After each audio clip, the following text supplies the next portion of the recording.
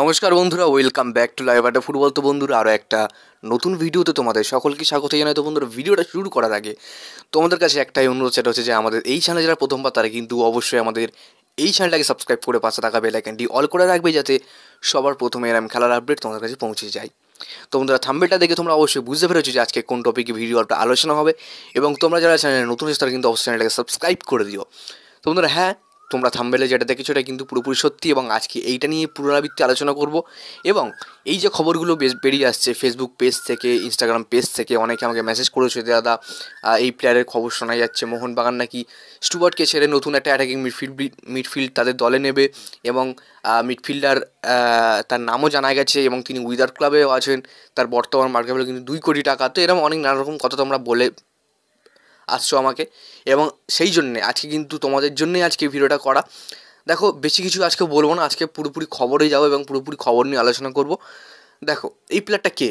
এই প্লেয়ারটা বর্তমানে কিন্তু 26 বছর বয়সী একজন প্লেয়ার, এবং তিনি কিন্তু ফ্রান্সের প্লেয়ার। তার নাম হচ্ছে ব্রায়ান সোমারে। তো ব্রায়ান সোমারে, তার বর্তমান মার্কেট ভ্যালু কিন্তু 2 কোটি টাকা, এবং বর্তমান বয়স কিন্তু 26 বছর, এবং তিনি কিন্তু উইদার ক্লাবে আছেন। তো শোনা যাচ্ছে এই প্লেয়ারকে কিন্তু মোহনবাগান টার্গেট করেছে। বর্তমান মার্কেট ভ্যালু কিন্তু 2 কোটি টাকা।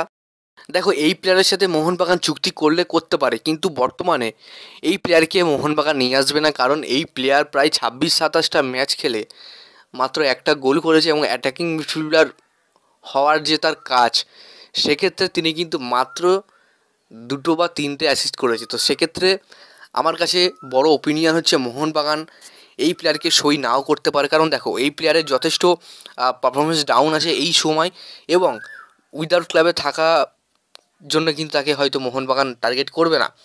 তো জানি না তোমরা কোথা থেকে খবরটা পেয়েছো, এবং কারা এসব খবরগুলো ছড়াচ্ছে যে মোহনবাগান তারা এই প্লেয়ারের সাথে কথাবার্তা চালাচ্ছে। এবং আমি তোমাদেরকে স্পষ্ট একটা কথা বলতে চাই, দেখো, বর্তমানে মোহনবাগানের সাথে লাস্ট ম্যাচ ছিল গ্রেগ স্টুয়ার্টের, এবং গ্রেগ স্টুয়ার্ট তিনি কিন্তু সামনের মরশুমে মোহনবাগান দল ছাড়ছেন, এটা কিন্তু কনফার্ম। পাশাপাশি অনেক জায়গা থেকে এই খবরগুলো বেরিয়ে আসছে যে মোহনবাগান স্টুয়ার্টকে ছেড়ে একটু কম বয়সী অ্যাটাকিং মিডফিল্ডারের ওপরে ঝুঁকছে। যেমন এই তোমাদের এক্ষুনি বললাম নামটা, ফ্রান্সের প্লেয়ার, 26 বছর বয়সী। হ্যাঁ, তো দেখো, এই মুহূর্তে মোহনবাগান চাইলেও কিন্তু মোহনবাগান নতুন প্লেয়ার সই করাতে পারে, তাদের কাছে টাকার কোনো অভাব নেই। কারণ